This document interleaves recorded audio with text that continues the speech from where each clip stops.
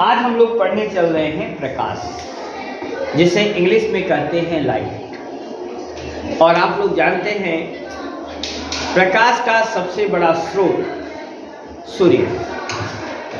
अगर सूर्य न हो तो हमारा जीवन संभव नहीं है।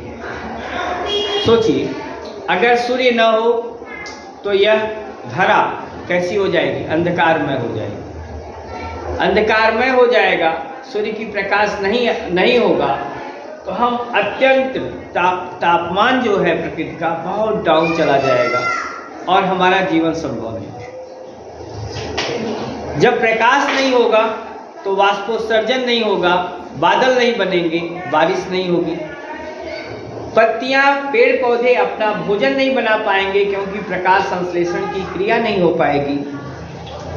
और प्रकाश संश्लेषण की क्रिया नहीं हुई तो वातावरण से कार्बन डाइऑक्साइड कम नहीं होगी और ऑक्सीजन उत्पत्ति नहीं होगी। और ऑक्सीजन नहीं होगी तो हम सांस नहीं ले पाएंगे, और सांस नहीं ले पाएंगे तो हमारा जीवन नहीं। तो पहली बात जानिए कि सूर्य ऊर्जा का सबसे बड़ा संकेंद्रण सूर्य के अंदर है। जैसे जैसे ये तो सोचिए कि हम लोग सूर्य से इतनी अधिक दूरी पर हैं, तब भी सूर्य का प्रकाश, जब सूर्य ग्लोब में आपको बताया गया था परिक्रमण करते समय जब सूर्य निकट आ जाता है कर्क रेखा, तो यहाँ पर जून जुलाई में कितनी गर्मी होती है। और जैसे जैसे वह मकर रेखा से और फिर वह विषुवध्रुव की ओर घूमना शुरू करता है तो ठंडक आती है और हमें कितनी ठंडक महसूस होती है। सूर्य थोड़ी सी दूरी पर चला जाता है। यह सूर्य का परिक्रमण, सूर्य नहीं घूमता है, घूमती कौन है? पृथ्वी। पहली बात जानिए, सूर्य से जो प्राप्त प्रकाश है वह क्या है? प्रकाश एक प्रकार की ऊर्जा है, और अगर यह प्रकाश न हो तो किसी वस्तु को हम देख नहीं सकते। जब प्रकाश की किरणें आती हैं, एक साथ आ रही हैं, तो उन्हें हम प्रकाश पुंज कहते हैं। प्रकाश पुंज। प्रकाश पुंज तीन प्रकार के हैं। पहला जानिएगा कि उसे है समांतर प्रकाश की किरणें। दूसरा है अगर प्रकाश इकट्ठा कहीं हो रहा है तो उसे हम अभिसारी कहते हैं। और प्रकाश अगर कहीं से दूर भाग रहा हो तो उसे हम अपसारी कहते हैं। तो प्रकाश पुंज तीन प्रकार के: समांतर प्रकाश पुंज, अभिसारी प्रकाश पुंज और अपसारी प्रकाश पुंज। यह तीन बातों को पहले जानना जरूरी है। इसके बाद जानिए कि सबसे पहले प्रकाश का, अगर न्यूटन ने अपने कणिका सिद्धांत में जो दिया, उन्होंने कहा प्रकाश कणों में चलता है, छोटे छोटे कणों में चलता है, सीधी रेखा में चलता है। और न्यूटन ने यह अपना लगभग 1633 ईस्वी में जो दिया प्रकाश का कणिका सिद्धांत, वह आगे चलकर बड़ा मील का पत्थर साबित हुआ। हाँ, ये अलग बात है कि जब पहले बताया गया कि प्रकाश कणों में सीधी रेखा में चलता है, जैसे जैसे खोज होती गई और आज हुआ कि नहीं, प्रकाश ऊर्जा के छोटे छोटे बंडलों में चलता है जिसे हम फोटॉन कहते हैं, ठीक। और प्रकाश तरंगों में चलता है, न कि सीधी रेखा में चलता है। तो प्रकाश में अगर आपके ऊपर जब प्रकाश आएगा तो तीन भागों में होता है। या तो प्रकाश ऊपर किसी वस्तु के पड़ करके वह परावर्तित हो जाएगा, प्रकाश का परावर्तन, आर पार निकल जा रहा है, अपवर्तन हो रहा है, और कुछ भाग अवशोषित हो जाता है, उसे अवशोषण कहते हैं। तो प्रकाश का परावर्तन होगा, अपवर्तन होगा या अवशोषण होगा। इन तीन भागों में प्रकाश जाता है।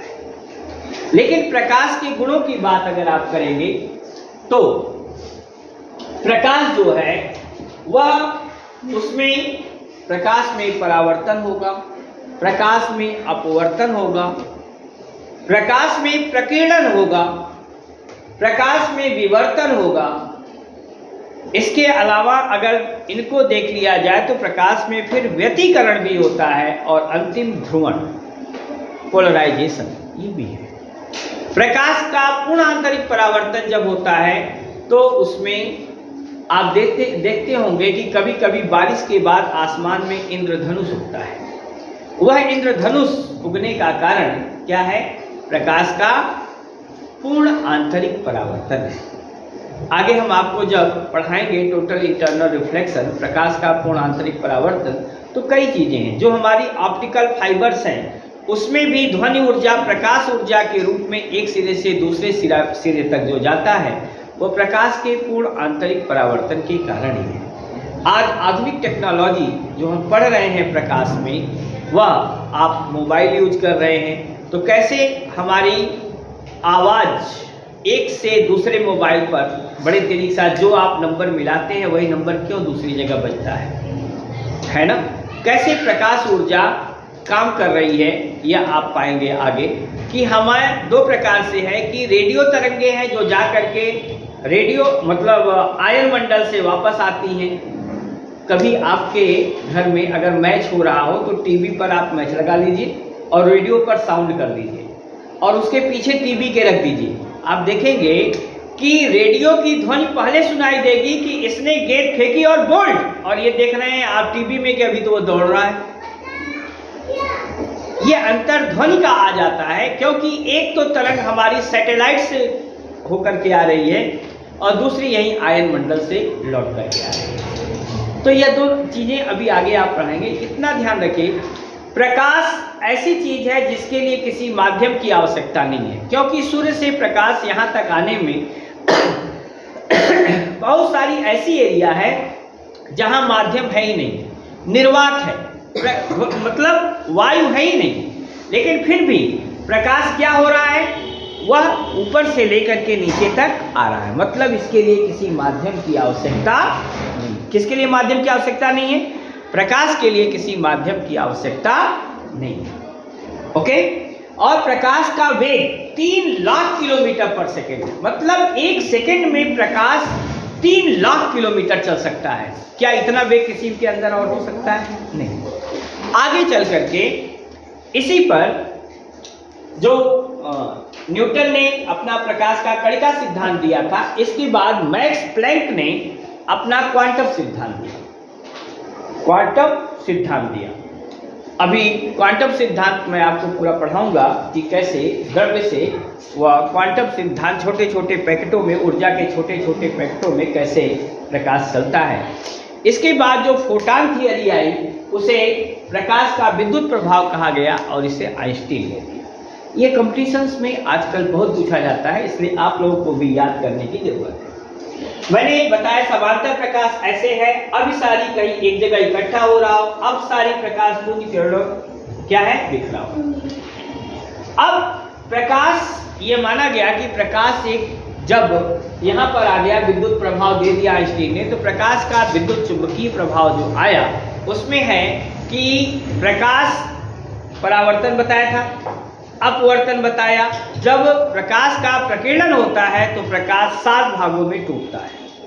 जब किसी प्रिज्म से होकर प्रकाश निकलता है तो प्रकाश 7 भागों में बंटता है, जिसे आप इंग्लिश में विबग्योर करके याद करते हैं और हिंदी में वैनी आह पीनाला, बैगनी, नीला, आसमानी, हरा, आह पीनाला, पीला, नारंगी और लाल। और जब इंद्रधनुष बनता है, मतलब प्रकाश जब विरल माध्यम से सघन माध्यम में जाता है, तो बारिश के बाद एक तरफ का माध्यम जब सघन होता है और आर्द्रता के ऊपर जब प्रकाश की किरणें पड़ती हैं तो वह इंद्रधनुष दिखाई देता है। इंद्रधनुष भी 2 प्रकार के होते हैं, प्राथमिक इंद्रधनुष और द्वितीयक इंद्रधनुष, दोनों एक दूसरे के अपोजिट होते हैं। ठीक है, तो यह प्रकाश का पहला लेक्चर बेहद आसान